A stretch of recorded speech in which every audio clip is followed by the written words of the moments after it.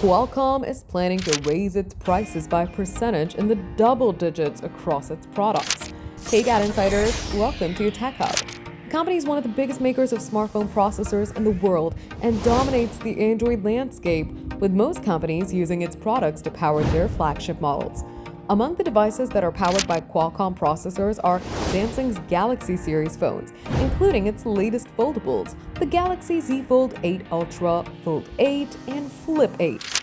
Its processors also power Microsoft Copilot Plus PCs, as well as wearables like smart glasses and Meta's Ray-Ban collection. As you can tell, Qualcomm's price hikes could have a big impact on pricing across brands and devices in several categories. According to Bloomberg, Qualcomm's already sent letters to its customers informing them about the upcoming changes. It intends to apply its new higher prices to products shipped after September 1st. Qualcomm reportedly told its clients that it can no longer absorb the higher cost of components from its suppliers and that it had already tried getting alternative components from new sources. The company's chips are mostly manufactured by TSMC, which is currently suffering from supply chain constraints. The company, like most firms in the tech industry today, is feeling the effects of memory and component shortages caused by the immense demand from AI data centers. And apart from these higher cost of components, the company's sales have also been suffering lately.